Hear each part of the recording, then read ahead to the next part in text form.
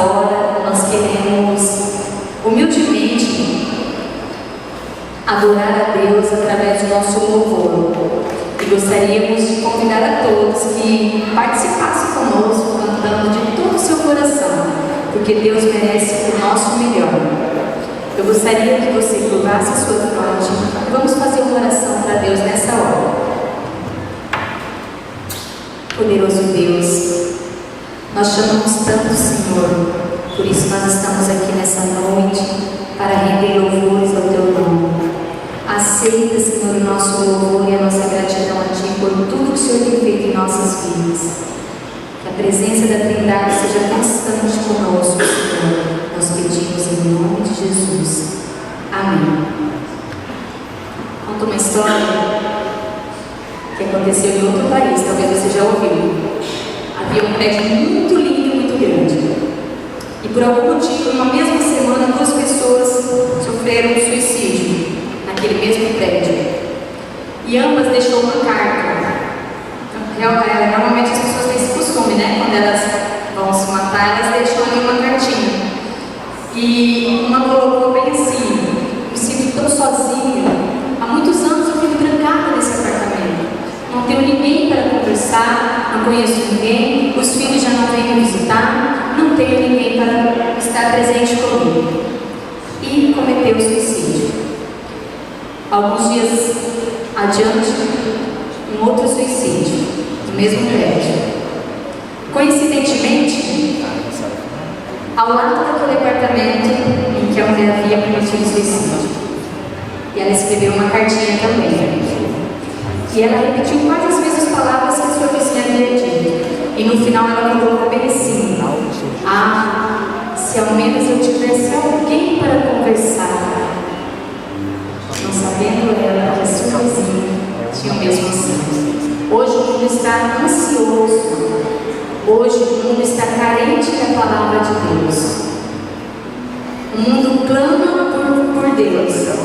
E nós temos o dever e o privilégio, porque isso é um privilégio, de levar a mensagem para essas pessoas e levar esperança para todas elas.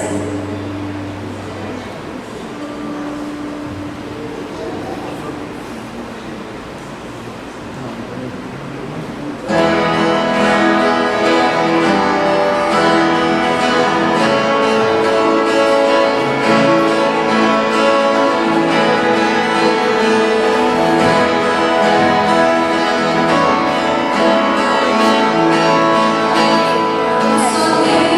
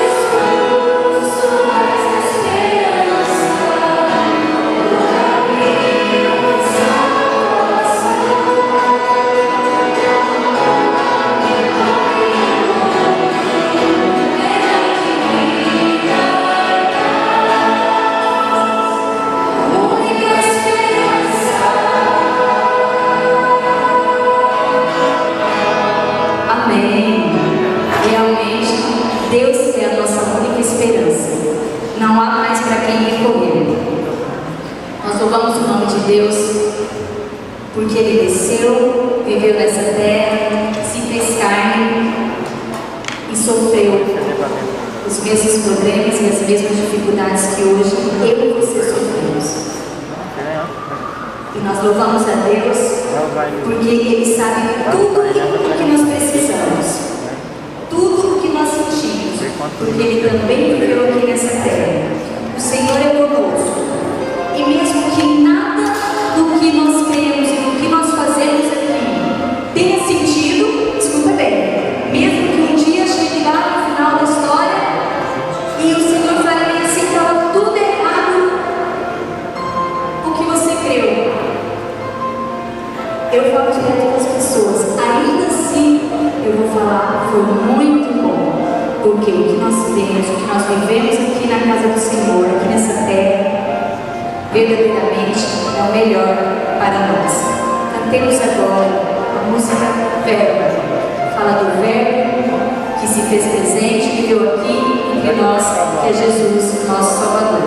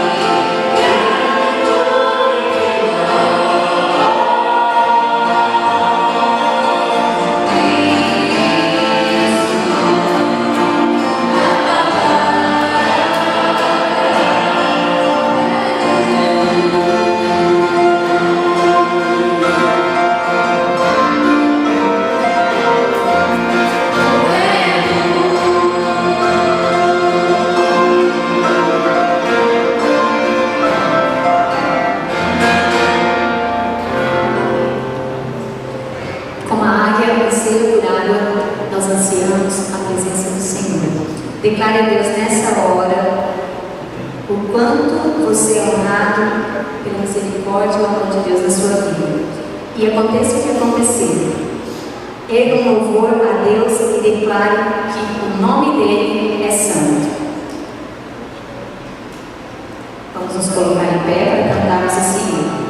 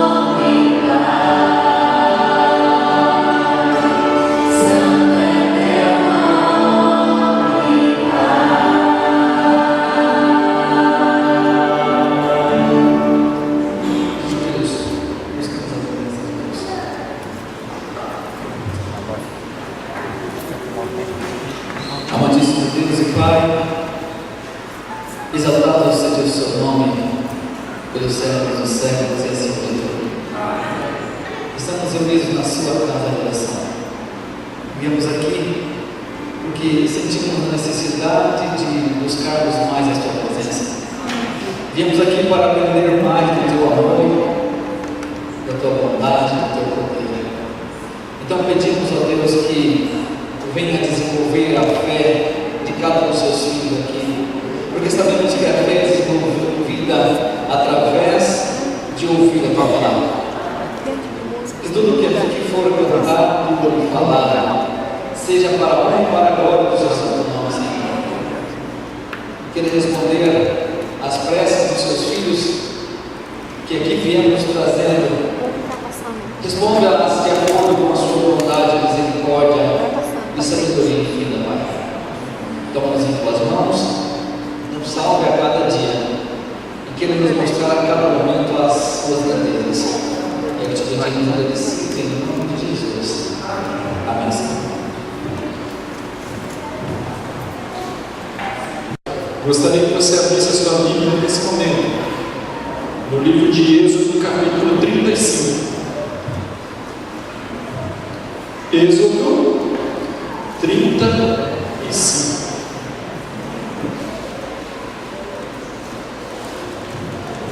Todos encontraram? Segundo livro do Velho Testamento, Êxodo, capítulo 35. Gostaria de ler com vocês essa noite o versículo 21 e o versículo 22. Versículo 21 diz assim: E veio todo homem cujo coração o Senhor moveu, e cujo espírito o impeliu, e trouxe a oferta ao Senhor para a obra da tenda da congregação, e para todo o serviço, e para as vestes sagradas, vieram homens e mulheres, todos dispostos de coração. Nesse momento, é um momento especial, onde você tem a oportunidade de trazer ao altar do Senhor, que na frente está a salvo, um pouquinho muito que Deus tem concedido a cada um de nós. Deus espera que nós venhamos depositar aqui, dispostos de coração. Assim como no passado o povo de Israel deu tanto, que chegou um momento em que Moisés disse: pode parar, porque já é demais. Deus tem uma obra nesse mundo, e essa obra Ele espera que você e eu possamos fazer parte dela, trazendo nossos dízimos e nossas ofertas.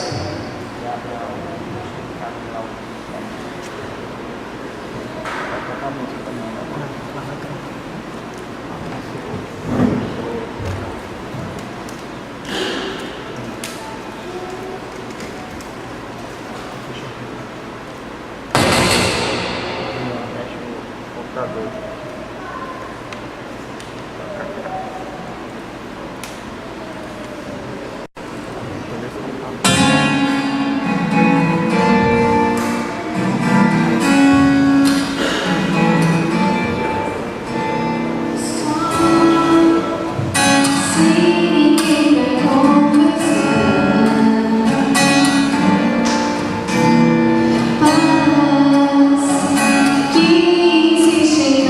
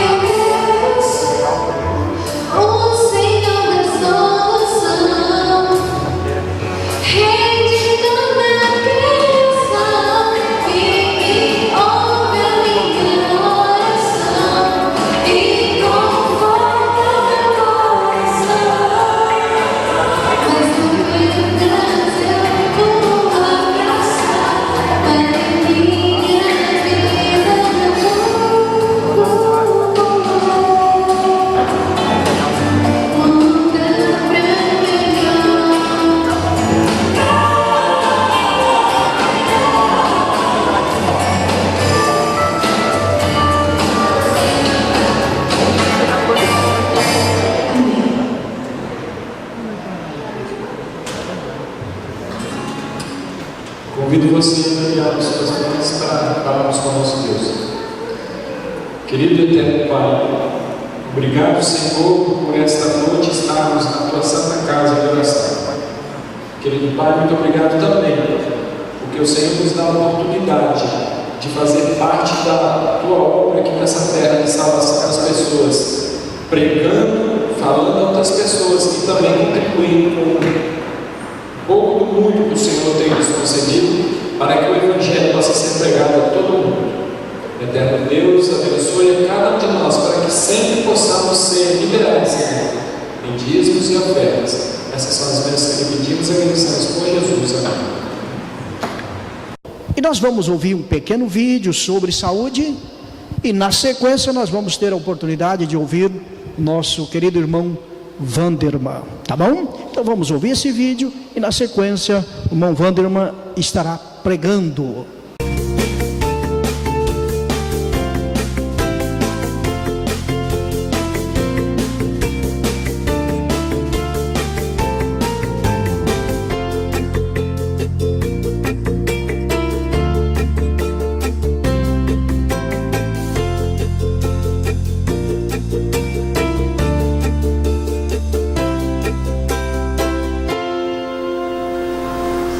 Eu caminho todas as manhãs com a minha irmã, levamos o cachorro da minha irmã também. Às vezes a gente anda todo residencial, entrando nas ruas. Quando temos algum compromisso, a gente anda um pouquinho menos, mas é de 40 minutos a 1 hora em geral que eu ando todos os dias. Depois de aposentada, eu tinha feito um propósito do meu exercício físico principal ser caminhada. Eu gosto muito de caminhar, eu acho gostoso, mas eu caminho o tempo todo olhando, eu olho as árvores, eu não caminho muito estática, não. Eu caminho olhando as árvores, os passarinhos, de vez em quando até paro para olhar uma flor ou outra, mas eu gosto de caminhar assim mais light. Agora, de vez em quando, a gente combina, hoje vamos andar para valer, aí a gente anda bem rápido. Para o idoso fazer uma caminhada, é necessário um bom tênis, macio, flexível. Às vezes não precisa ser um tênis novo, mas que ele se sinta confortável com um tênis bom e macio e flexível. E uma roupa leve, pode ser um moletom, um tactel, uma boa camiseta. E para as pessoas que costumam fazer exercício mais do que 3 vezes na semana, que já tem uma progressão, um tempo aí de mais de 2, 3 meses, que tem um acompanhamento com um médico, um cardiologista ou com um profissional da área da educação física para que monitore os seus batimentos cardíacos com frequencímetro cardíaco e se ela se sentir cansada, ofegante, que ela possa dar uma pausa, de repente procurar o seu médico ou ter um especialista aí da educação física para acompanhar os exercícios. Para um idoso que esteja saudável, talvez a caminhada seja um ótimo exercício. Mas é muito importante que ele faça uma avaliação médica prévia ao início do programa de exercícios, para que o médico realmente faça um exame físico, solicite alguns exames, principalmente da parte do coração, para saber se essa pessoa ela realmente pode praticar exercícios sem correr nenhum risco. Olha, os meus exames têm dado bem, graças a Deus. O colesterol, etc., tem dado normal. Estou muito bem, graças a Deus, do coração, não tenho tido nenhuma palpitação mais. Eu percebo que tem feito muito bem, graças a Deus. Eu me sinto super bem. E quando eu fico uma temporada, que eu vou a São Paulo, fico alguns dias, muitos dias sem caminhar, quando eu caminho novamente, eu sinto a diferença. Eu sinto a diferença. Eu percebo que o corpo parece que está mais enferrujado. Eu mesma falei, eu estou enferrujada. E pego firme de novo. Eu tenho 72 anos bem vividos, graças a Deus. E eu me considero uma senhora idosa muito feliz. Principalmente porque eu tenho o melhor marido do mundo. Ele caminha antes, às 4h30 da manhã. Essa qualidade de vida nossa ajuda muito, porque nós andamos juntos às vezes também. E vamos entrando nas ruas, cumprimentando as pessoas, e é uma delícia, em todos os sentidos. É muito bom porque a gente tem muitas amizades das caminhadas. Eu me considero uma pessoa, para a minha idade de 72 anos, extremamente feliz.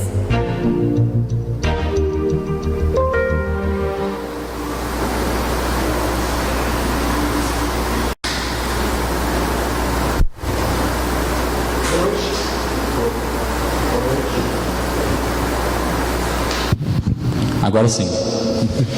Boa noite a todos os irmãos. Bom, para mim é um prazer estar aqui desta vez, né, para compartilhar a mensagem com todos vocês.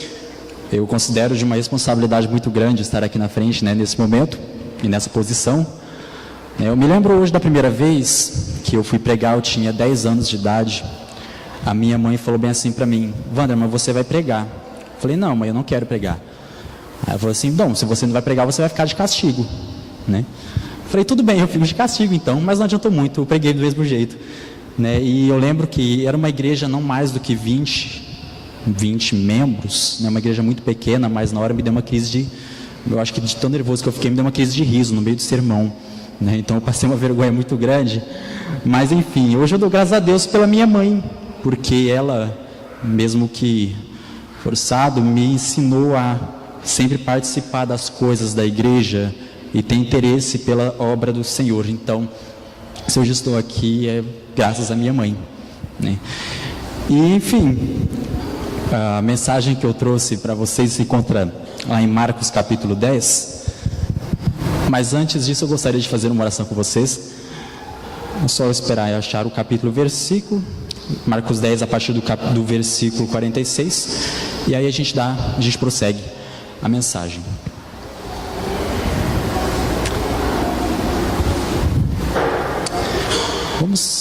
Eu acho que todos já encontraram Marcos capítulo 10, então vamos fazer uma breve oração, curvemos as nossas frontes. Senhor nosso Deus, nós te agradecemos porque estamos aqui em tua santa casa, honrando e agradecendo o teu santo nome, e te pedimos que nesse momento o seu Espírito Santo seja derramado sobre o coração de cada um de nós, abrindo nossa mente e o nosso coração para compreendermos a tua palavra, e que só a palavra possa possa reavivar o nosso coração e a nossa mente também. É isso que pedimos em nome de Jesus. Amém. Marcos capítulo 10, a partir do verso 46 e até o verso 52, é uma história muito conhecida pela igreja, mas vamos ver o que a Bíblia nos diz. Então chegaram a Jericó quando Jesus e seus discípulos, juntamente com uma grande multidão, estavam saindo da cidade. O filho de Timeu, Bartimeu, que era cego, estava sentado à beira do caminho pedindo esmolas. Quando ouviu que era Jesus de Nazaré, começou a gritar: Jesus, filho de Davi, tem misericórdia de mim. Muitos o repreendiam para que ficasse quieto, mas ele gritava ainda mais: Filho de Davi, tem misericórdia de mim. Jesus parou e disse: Chamem-no. E chamaram o cego. Ânimo, levante-se, ele o está chamando. Lançando sua capa para o lado, de um salto pôs-se em pé e dirigiu-se a Jesus. O que você quer que eu faça? Perguntou-lhe Jesus. O cego respondeu: Mestre, eu quero ver. Vá, disse Jesus, a sua fé o curou. Imediatamente ele recuperou a visão e seguiu Jesus pelo caminho.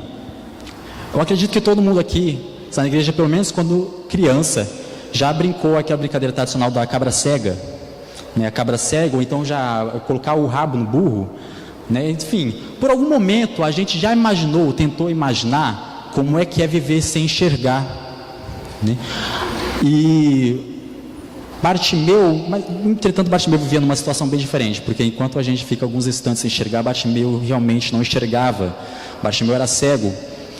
E naquele tempo, nos tempos de Jesus, era comum andar pelas estradas e encontrar mendigos cegos, né? Até enfim, pela poeira, os hábitos higiênicos que não eram das melhores, a luz solar, tudo contribuía para que houvesse muitos problemas de visão. Mas segundo alguns estudiosos, Bartimeu não enxergava desde a infância, né? Embora isso divirja de algum autor para outro. Mas o consenso geral é que Bartimeu já era cego desde nascença. E enquanto Jesus ia para Jerusalém, a viagem foi interrompida, justamente por Bartimeu.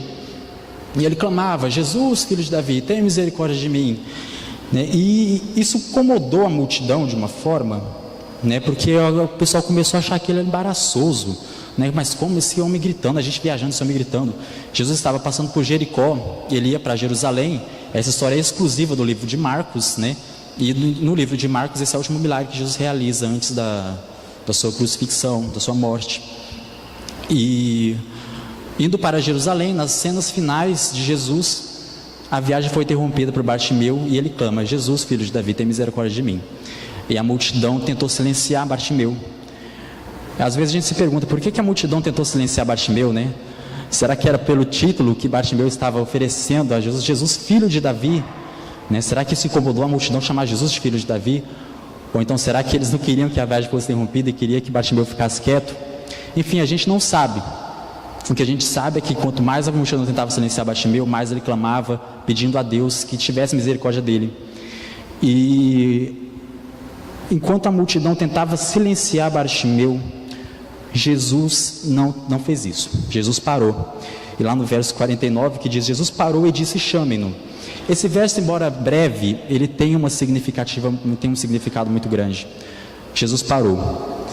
Bartimeu, da palavra marginalizado, talvez seja a encarnação dessa palavra aqui, a mais completa da Bíblia. Marginalizado vem da palavra margem, ficar à margem, e era justamente onde Bartimeu estava. Bartimeu estava à margem do caminho, pedindo esmola, pedindo a misericórdia das pessoas. E Jesus se preocupou justamente com os marginalizados. E quando Marcos capítulo 10, o verso 49 diz que Jesus parou, isso significa que enquanto a multidão não se interessava pelas necessidades de Bartimeu, Jesus se preocupava, Jesus respeitava as necessidades humanas. E Jesus parou, ou seja, Jesus se preocupou com as necessidades de Bartimeu, como ele sempre se preocupa com a minha necessidade, com a sua necessidade, e pediu para que chamassem Bartimeu. E naquele tempo dos judeus, só para a gente entender, se colocar um pouquinho no lugar de Bartimeu, os judeus tinham um dogma que se chamava o dogma de retribuição. Como é que funcionava o dogma de retribuição? Alguém tinha uma deficiência, né, era por quê?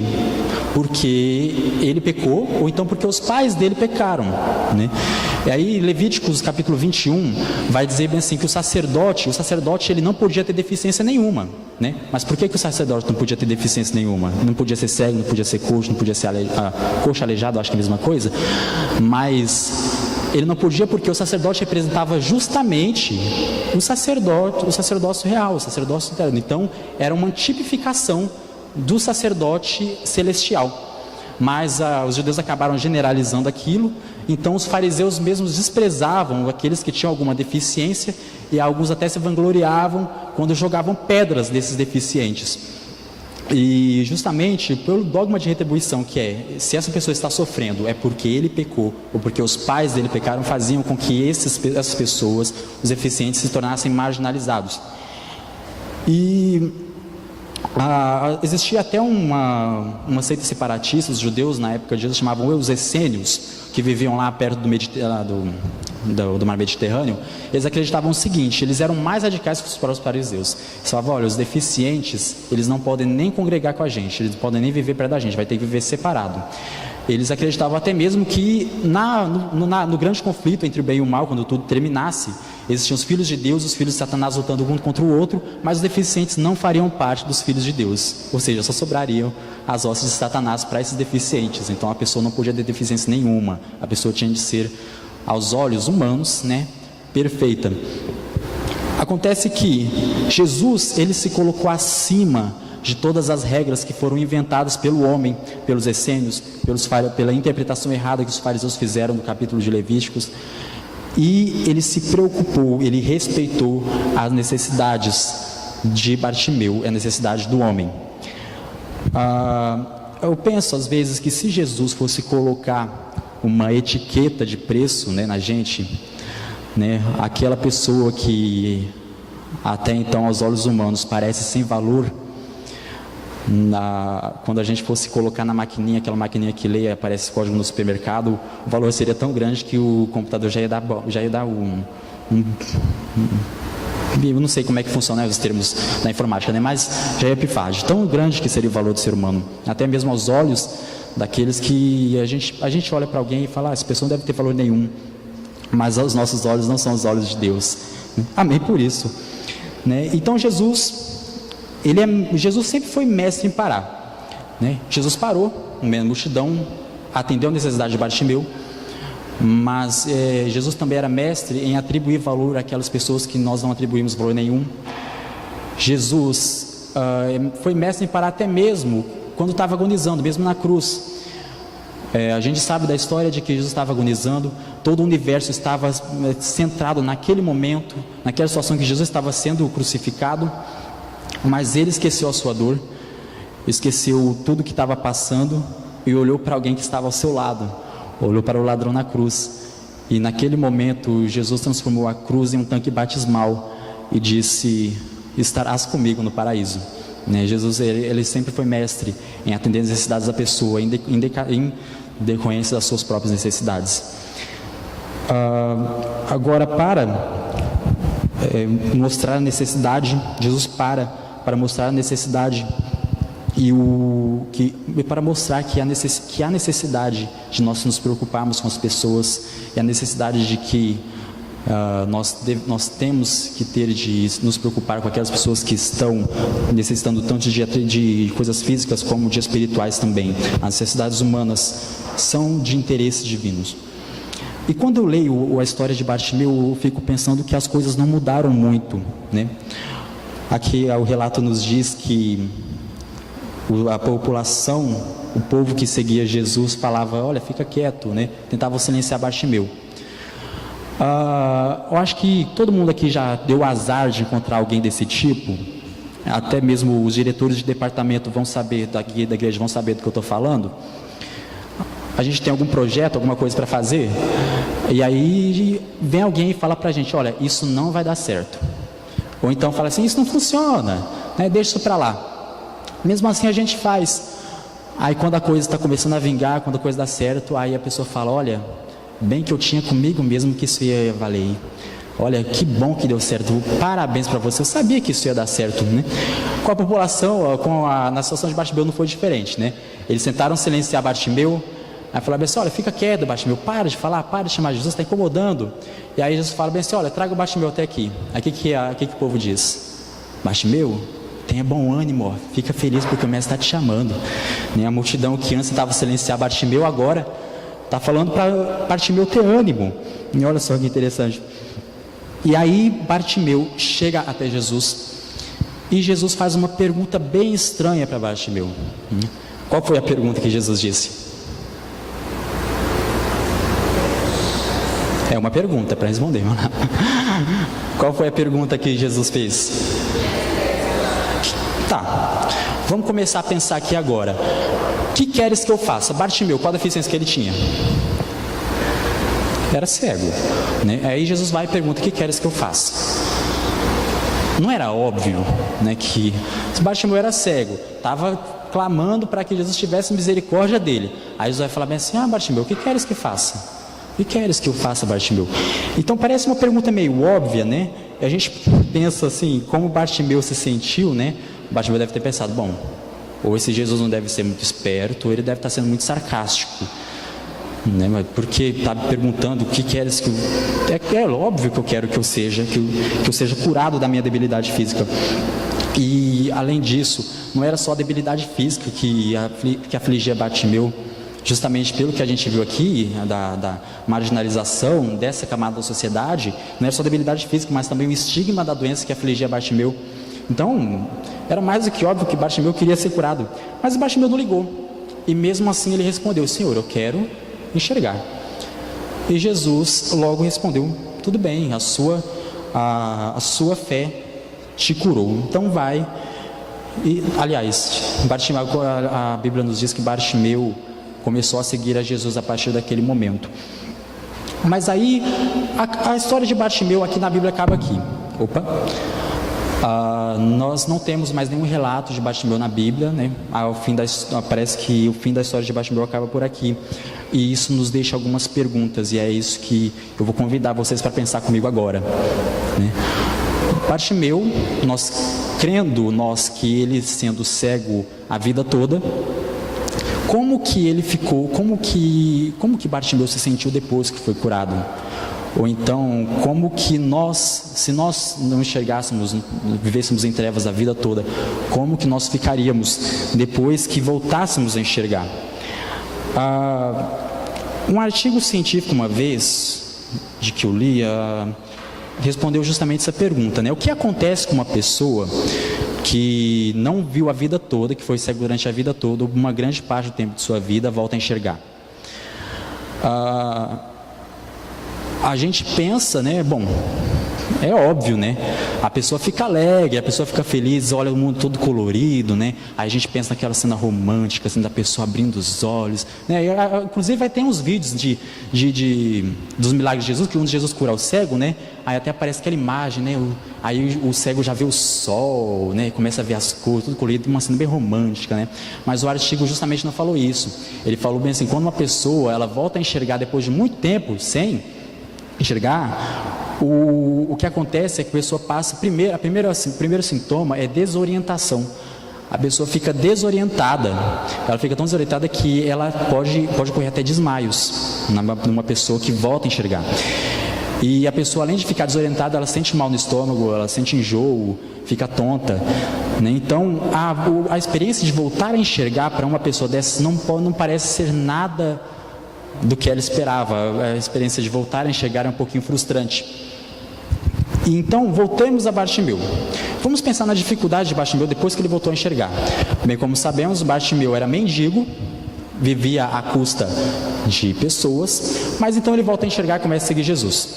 Então pensemos que, como alguém que nunca enxergou, ele fica seguindo Jesus apertado em meio à multidão, chega tarde e ele precisa procurar algum lugar para dormir, ele se lembra do seu lugar, mas como não enxergava, agora enxergando, ele não sabe como voltar para casa. Aliás, ele não tinha casa, mas tinha um lugar para ficar. Então ele não sabe como chegar para casa.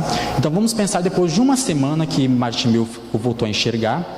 Antes as pessoas davam esmolas para ele. Agora ninguém vai dar esmola para um cego que agora enxerga, o ex-cego, na verdade agora enxerga. Então qual é a saída para Bartimeu arrumar dinheiro? Trabalhar.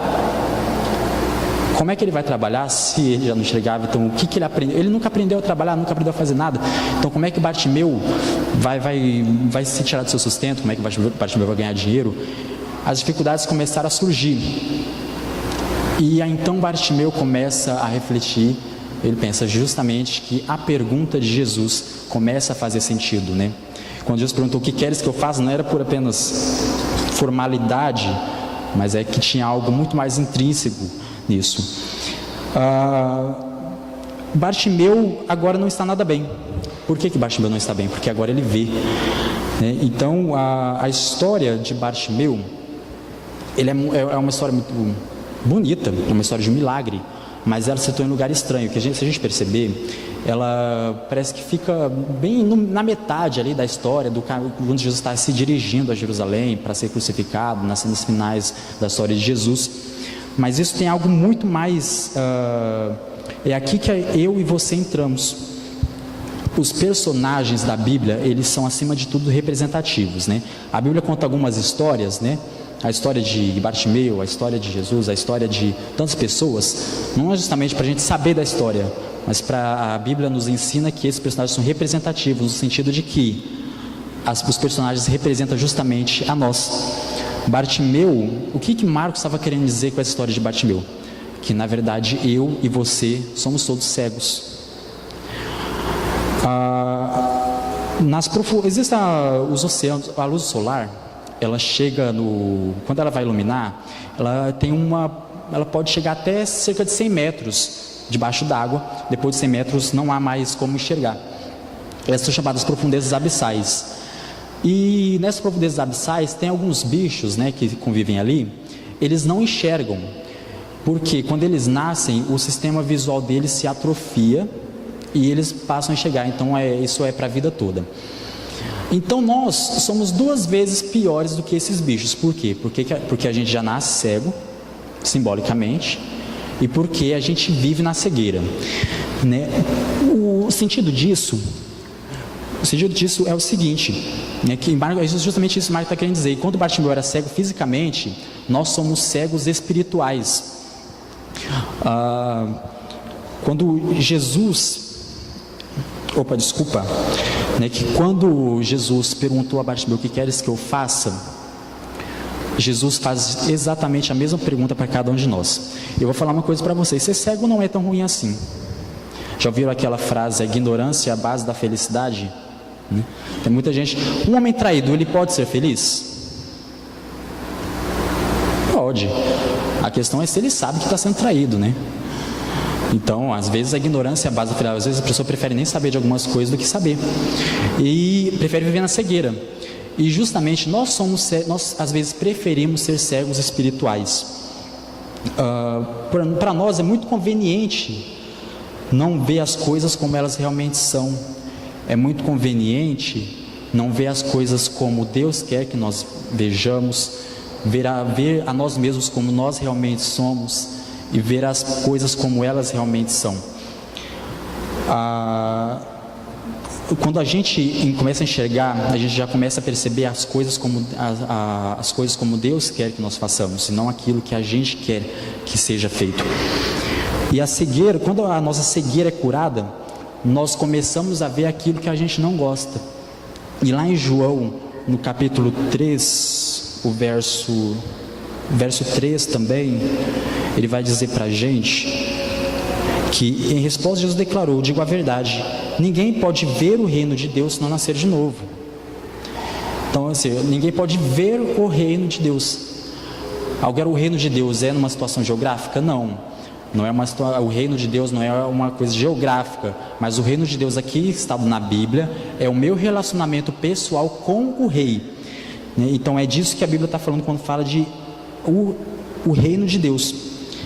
Então a visão, ela nos leva em contato com Deus, ela nos leva a ver a nós mesmos como nós realmente somos, as coisas como elas realmente são. E por isso a nossa visão é tão ameaçadora.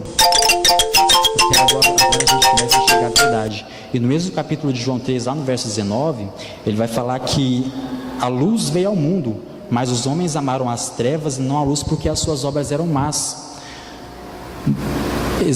Aqui é o que a Bíblia já diz, que os homens amaram as trevas, e os homens continuam amando as trevas, justamente porque as suas obras são más. Então Blaise Pascal uma vez falou bem assim: não é a incredulidade que gera desobediência, mas é a desobediência que gera incredulidade. Então existem momentos que nós desobedecemos tanto que nós começamos a desacreditar na luz, A gente se coloca, a gente começa a racionalizar de uma forma que aquilo que a gente está fazendo errado, a gente sabe que é errado, e a gente continua fazendo, e para isso a gente começa a colocar desculpa.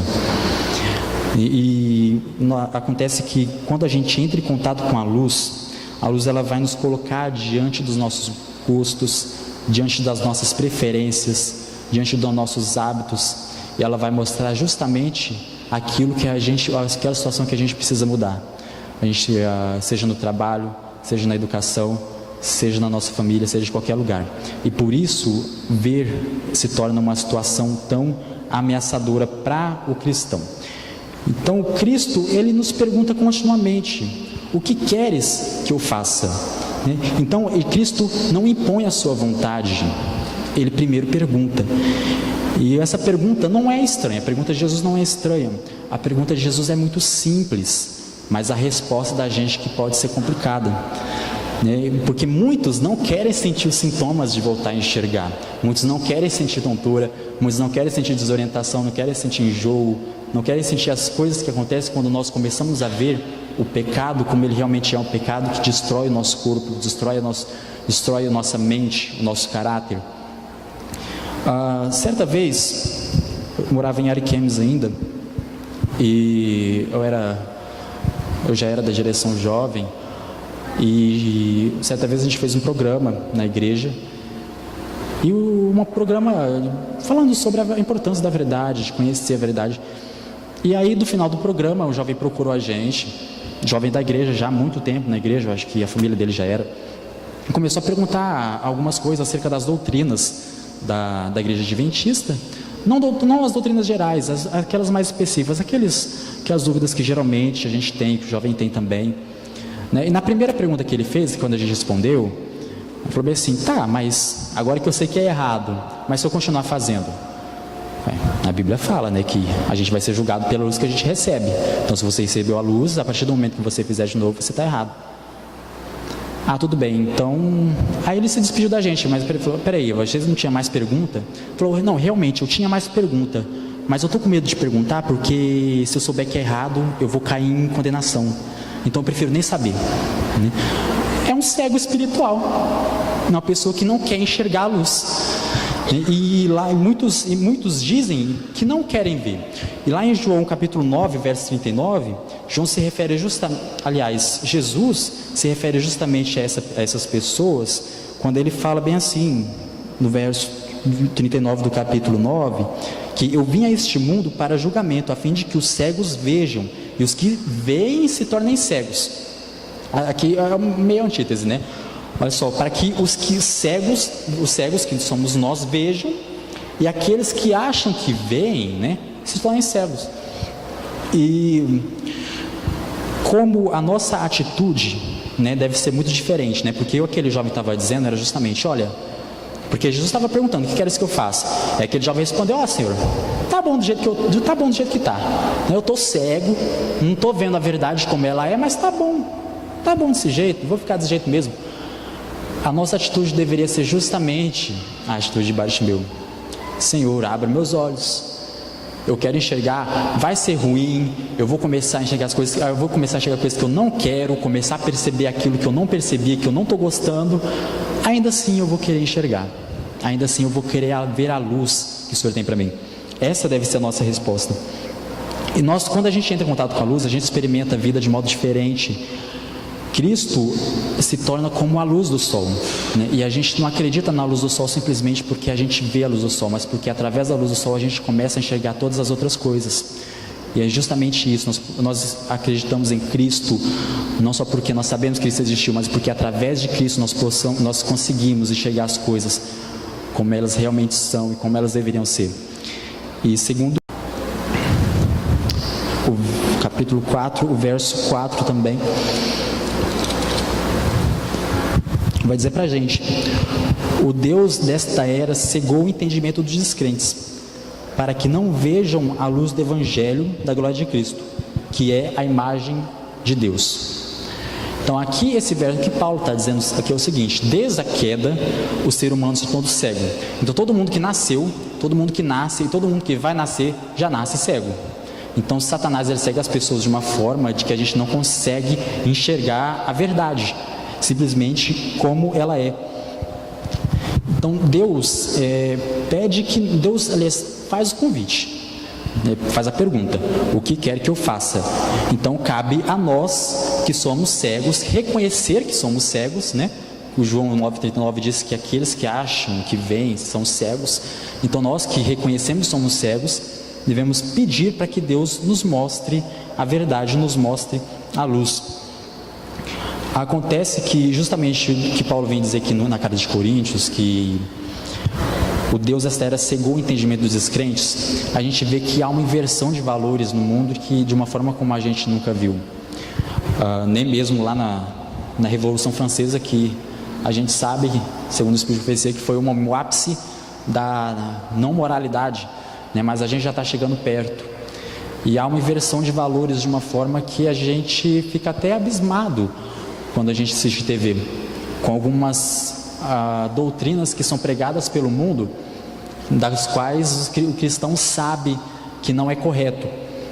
Mas as pessoas, elas começam a ver as trevas como se fosse algo normal.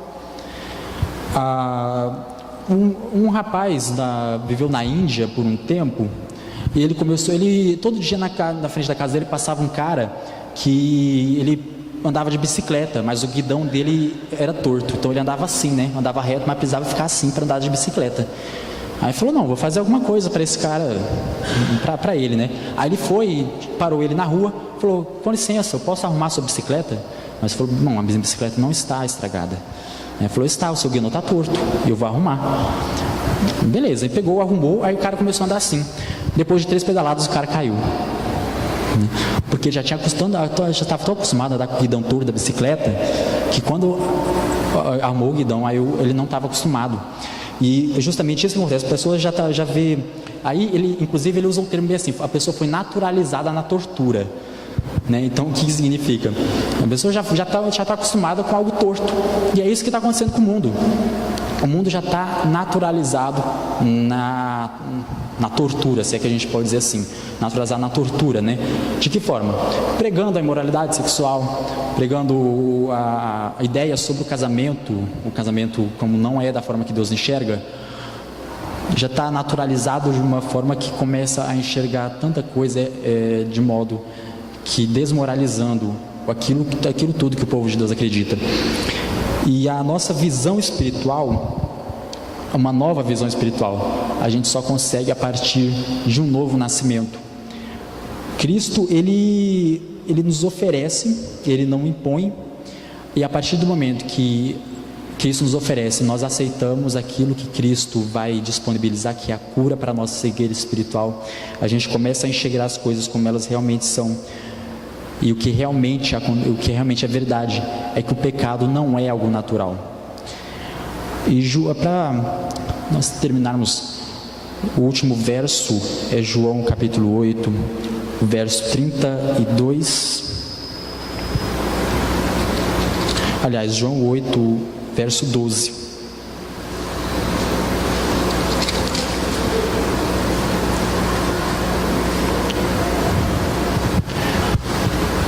Diz assim: falando novamente ao povo, Jesus disse: eu sou a luz do mundo. Quem me segue nunca andará em trevas, mas terá a luz da vida. Agora a gente sabe que muitos estão satisfeitos em trevas, e enquanto outros também estão satisfeitos na justiça própria, que é algo que a justiça própria também é uma cegueira espiritual, e até mais difícil de ser curada que a própria cegueira espiritual, é a justiça própria. Achar que tá bom, achar que é bom e achar que não tem pecado. Mas a visão segundo Deus, a visão espiritual segundo Deus, é como a santificação. É algo que é diário, é algo que a gente constrói, é um desafio que se renova a cada dia.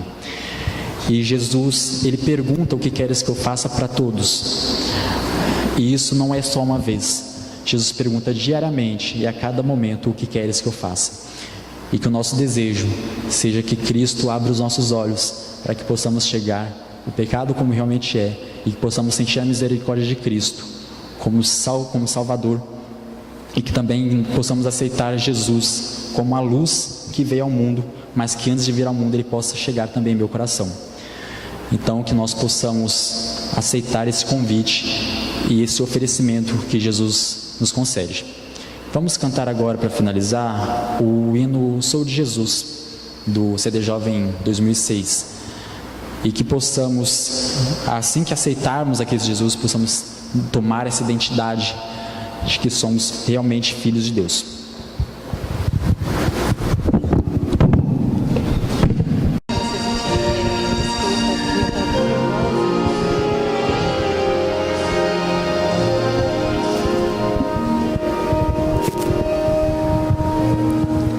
Dois caminhos a seguir, dois senhores a lutar. Qual dos dois irei seguir? Há só uma decisão.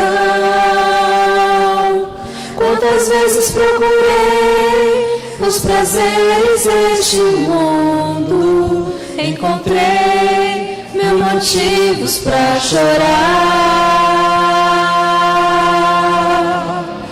O inimigo sempre vem disfarçando as intenções, com ciladas ao redor, ele quer me destruir. Só Jesus pode lhe dar a real felicidade e poder para ser um vencedor. Sou de Jesus, o Senhor da vitória, o alimento, a vida, rocha eterna da salvação. Seu amor me atraiu, Deus e paz e alegria. Eu já fiz minha escolha, sou de Jesus.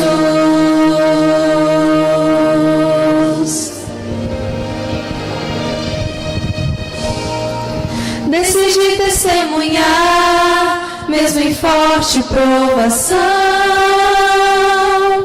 rejeitando pela fé o pecado, seu sabor.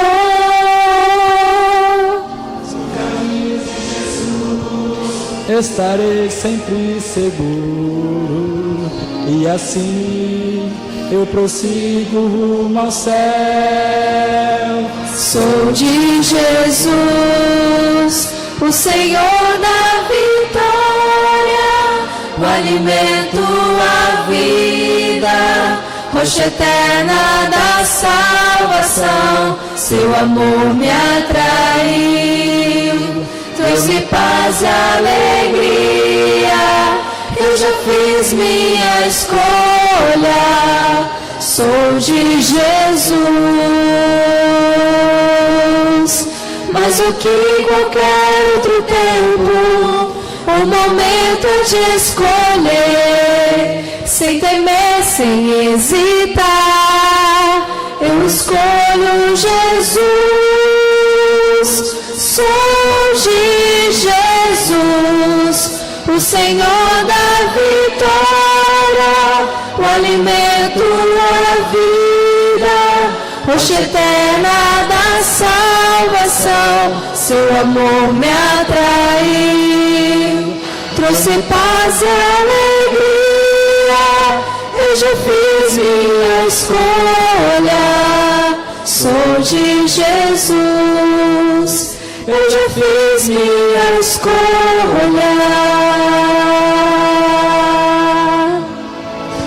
sou de Jesus.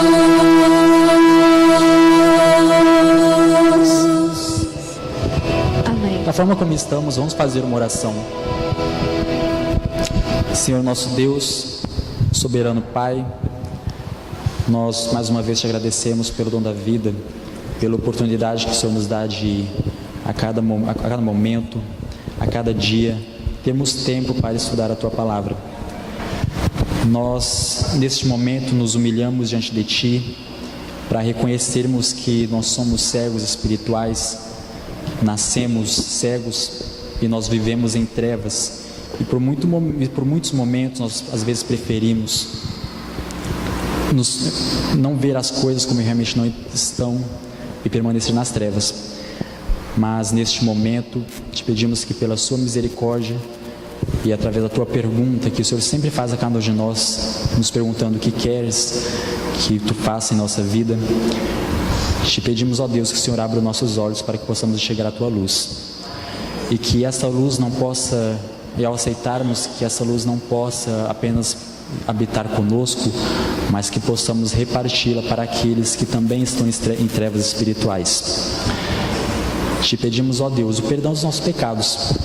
Nós não somos merecedores, mas Tu enviaste Teu Filho para morrer por causa de nós, e através dos méritos dele, que pedimos e agradecemos, em nome de Jesus. Amém.